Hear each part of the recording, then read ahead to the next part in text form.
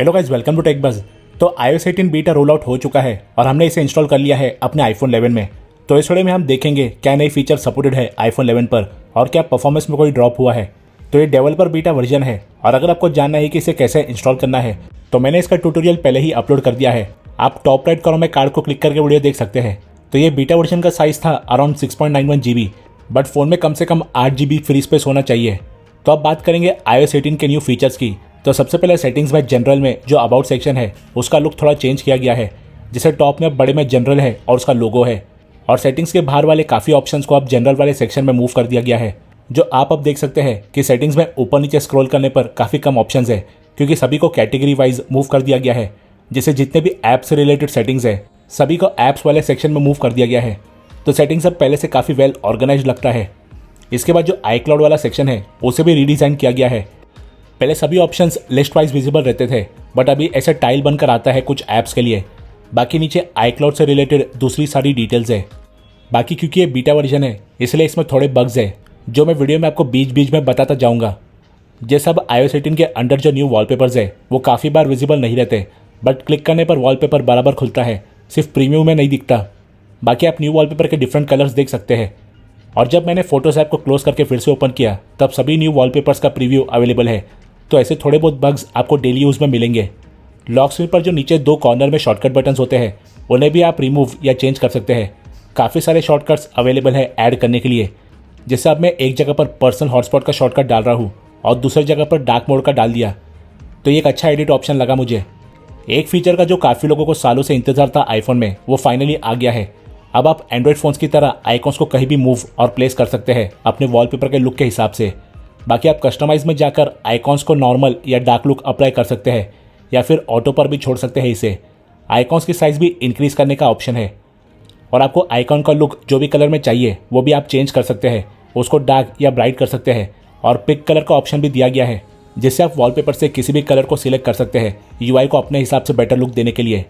Control centre भी थोड़ा redesign किया गया है और अब इसमें मल्टीपल पेजेस है जिसे आप स्क्रॉल करके देख सकते हैं, जैसे म्यूजिक का, होम ऐप का और सारे कनेक्टिविटी रिलेटेड आइकॉन्स सभी एक साथ कर दिए गए हैं।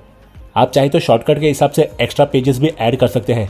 बाकी सबसे अच्छा एड ऑन किया है कि अब टॉप राइट कॉर्नर में स्विच ऑफ का बटन डायरेक्टली दे दिया गया है, जबकि पहले लॉक और वॉल्यूम बटन को प्रेस करके स्विच ऑफ करने का ऑप्शन आता था।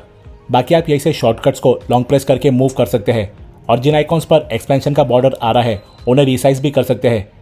तो अब आप कंट्रोल सेंटर का लुक भी अपने हिसाब से एडजस्ट कर सकते हैं। बस कुछ शॉर्टकट्स जैसे वॉल्यूम, ब्राइटनेस और फोकस वाले में साइज एडजस्टमेंट का ऑप्शन नहीं मिलता।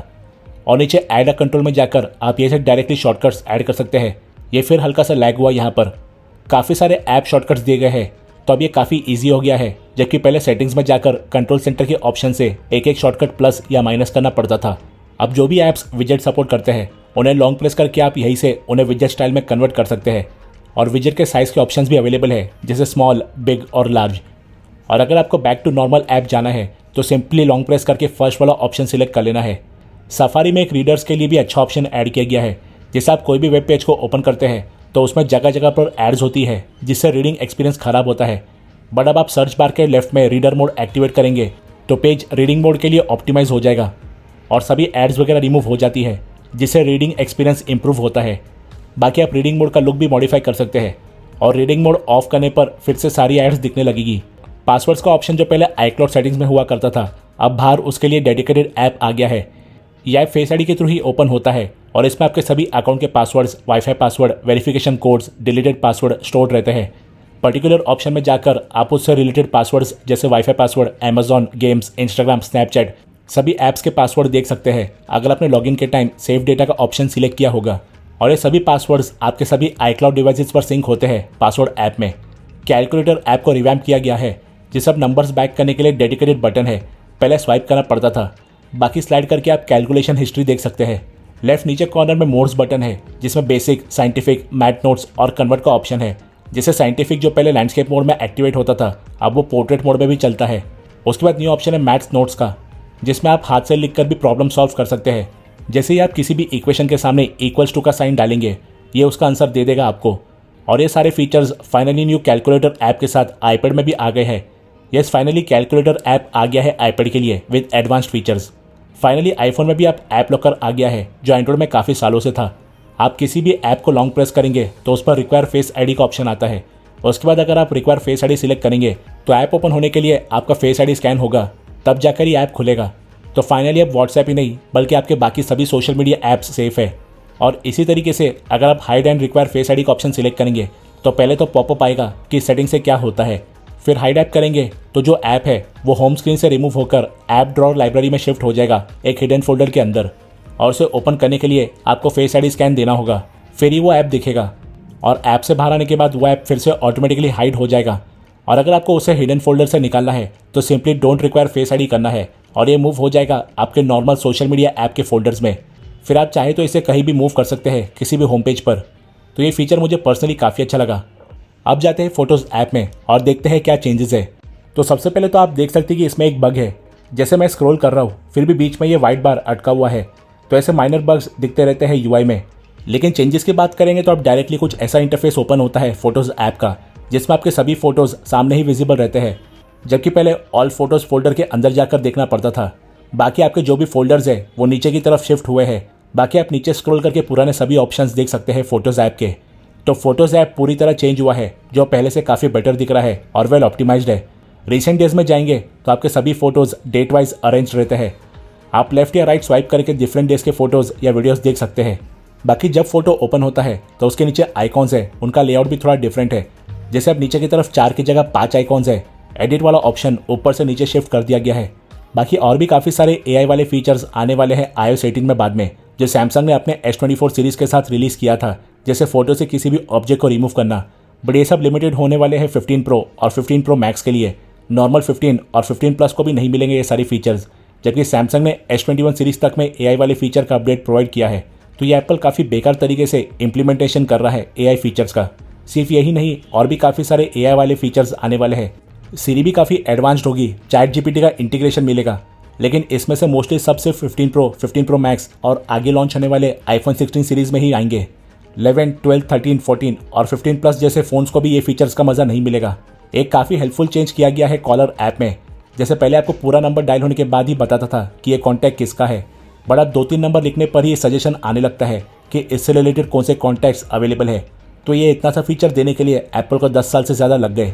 बाकी iOS 18 में कॉल रिकॉर्डिंग जैसा फीचर भी मिलेगा, जिससे एआई के थ्रू या आपकी कॉल के वॉइस को ट्रांसक्राइब करेगा और एज अ नोट सेव करेगा। और हाँ, ये सब होते टाइम अनाउंसमेंट होगी कि कॉल रिकॉर्ड हो रहा है, बट ये फीचर भी बाद में अवेलेबल होंगे। मैसेज ऐप में भी एक अच्छा फीचर ऐड किया गया है कि अब आप मैसेज को बाद में सेंड होने के लिए शेड्यूल कर सकते हैं। जैसे आप मैं टेक्स्ट लिख रहा हूँ, उसके बाद मैं प्लस बटन को दबाऊंगा और नीचे सेंड लेटर का ऑप्शन सिलेक्ट करूंगा, तो ये मुझे टाइम एंड डेट पूछेगा कि मैसेज कब सेंड करना है।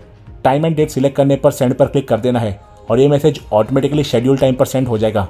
और उसके बाद आप मैसेजेस में टेक्स्ट पर इफेक्ट्स भी ऐड कर सकते हैं। जैसे टेक्स्ट सिलेक्ट करके टेक्स्ट इफेक्ट पर जाना है, इसमें आपको कुछ आर्ट ऑप्शंस मिलते हैं। तो वैसे तो ये फीचर गिमिकी है, बट आपको बता दिया। एक माइनर फीचर जो लेटेस्ट आईफोन्स में चल रहा है वो ये है कि वॉल्यूम बटन प्रेस करने पर बेजल्स के साइड में थोड़ा सा बम्प आता है, जो अच्छा एनिमेशन लगता है। बट ये मैंने आईफोन 11 में ट्राई किया और ये वर्क नहीं करता, तो ज़्यादा फर्क नहीं पड़ेगा। बट हाँ, ये फीचर मिसिंग है। बैटरी बैकअप की बात करेंगे तो थोड़ी ड्रॉप हुई है। जैसे रात में खाली पड़े रहने पर भी बैटरी थोड़ी ड्रेन हुई है, और साथ में फ़ोन में हीटिंग भी ज़्यादा है कंपेयर टू iOS 18 के स्टेबल वर्जन्स, क्योंकि ये बीटा वर्जन है। परफॉर्मेंस में मुझे एज सच कोई खास ड्रॉप नहीं दिखा आईफोन 11 में गेमिंग या डेली यूज़ में। जो बस मैंने कुछ जगह पर जिटर दिखाया और बग्स दिखाया, उतना ही इश्यू आया मुझे आईफोन 11 में। बट ये सब आने वाले बीटा वर्जन में सॉल्व हो जाएगा। और कुछ बैंकिंग ऐप्स भी अब तक iOS 18 के लिए सपोर्टेड नहीं है, तो कुछ लोकल बैंक ऐप्स इशू दे सकते हैं।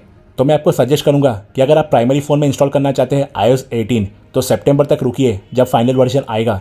अगर आपके पास कोई सेकेंडरी आईफोन है तो उसमें डाल देना iOS 18 beta new features try करने के लिए। आप लोग हमें कमेंट सेक्शन में ज़रूर बताना कि आपको iOS 18 कैसा लगा। और अगर आपको हमारा ये वीडियो पसंद आए तो इस वीडियो को लाइक एंड शेयर कीजिए और हमारे चैनल को सब्सक्राइब करके बेल आइकन भी दबा लीजिए। हम जल्दी लौटेंगे ऐसे टेक एंड गैजेट वीडियोज़ के साथ। So till then stay tuned.